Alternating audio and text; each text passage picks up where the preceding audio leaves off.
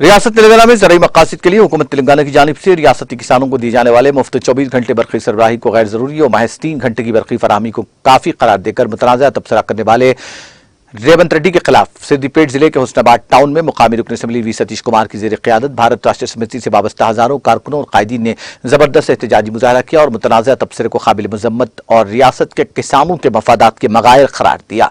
एहतजाजी मुजाहरों से खिताब करते हुए सतीश कुमार रुकन असम्बली ने इल्ज़ाम आयद किया कि कांग्रेस सदर रेवंत रेड्डी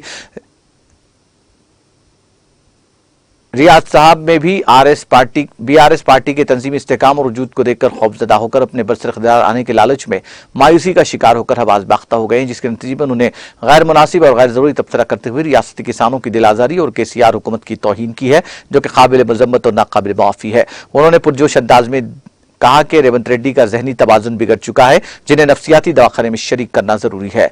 वी सतीश कुमार ने बताया कि रियासत तेलंगाना में जब तक बीआरएस पार्टी का इख्तियार और चीफ मिनिस्टर के चंद्रशेखर राव की हुकूमत चलती रहेगी, किसानों को 24 घंटे मुफ्त बरक़ी सरबराही जारी रहेगी।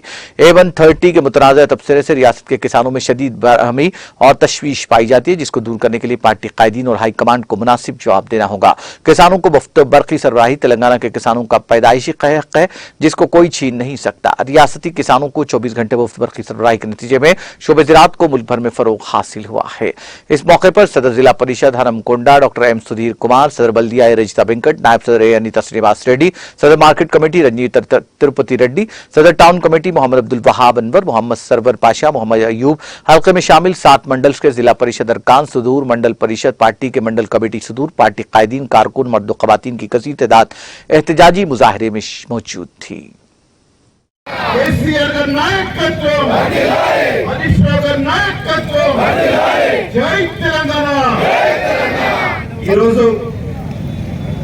హుస్నాబాద్ నియోజకవర్గం నుంచి అన్ని మండలాల నుంచి అదే విధంగా హుస్నాబాద్ మున్సిపాలిటీ నుంచి ముఖ్య నాయకులు కార్యకర్తలు అదే విధంగా రైతాంగం చాలా మంది కూడా ఇక్కడ రావడం జరిగింది।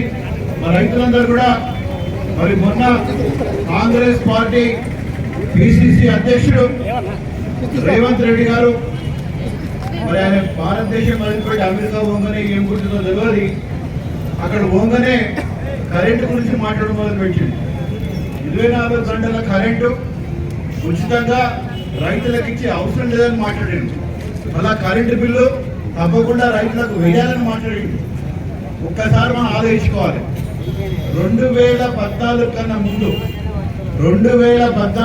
ముందు తెలంగాణ రాష్ట్రం రాకముందు గౌరవ ముఖ్యమంత్రి కేసీఆర్ గారు మరి ముఖ్యమంత్రి కాకముందు ఈ యొక్క కరెంటు పరిస్థితి ఏముండే, ఇవాళ పరిస్థితి ఏమున్నది?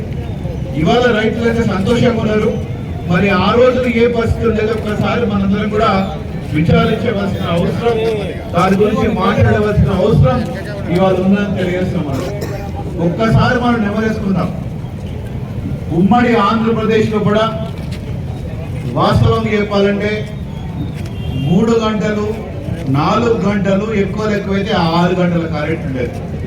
ఎక్కువైతే ఆ 3 గంటలు 4 గంటలు 6 గంటల కరెంట్లో కూడా మరి అది వోల్టేజ్ మెయింటైన్ చేసేదంటే ప్రాపర్ వోల్టేజ్ కూడా మెయింటైన్ చేయకపోయింది।